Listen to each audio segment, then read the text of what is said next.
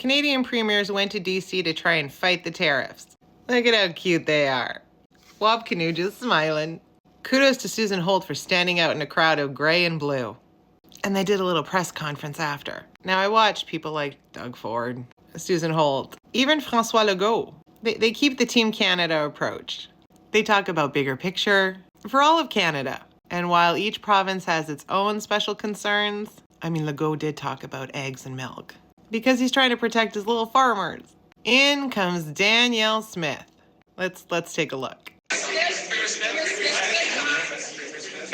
No, not then.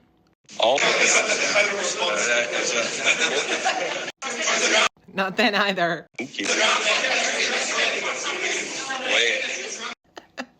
Oopsies.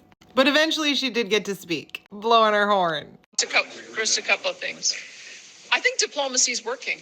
I think that the fact that we got a 30-day reprieve was because we agreed to work on the cross-border problem of fentanyl. I was pleased to see the federal government announce a fentanyl czar, and my administration has already been in touch with him to talk about how in Alberta we can lend to the success of those efforts. So what I would say is what I've seen from this president is that he is prepared to make a deal. We've made a deal on that. I think we can make a deal on steel and aluminum by making very much the same argument that I've been making on energy and critical minerals. We've won the argument that those raw materials are essential to American success. She loves using the term czar and explaining to this president who is willing to make a deal that Canada has critical things that the U.S. needs is also making the argument that we should become the 51st state because we have so much that the U.S. can use.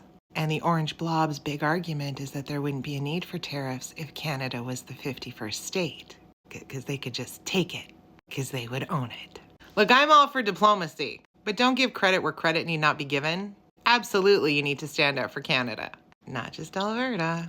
But we also need to be cautious, because the president that you think is so willing to make a deal is irrational, egomaniacal, and untrustworthy. You'd think that Danielle Smith would be used to seeing that.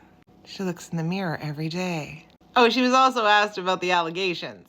She blamed AHS and still has confidence in her health minister until we get to a point where she's going to have to throw somebody under the bus. And Danny's real familiar with buses.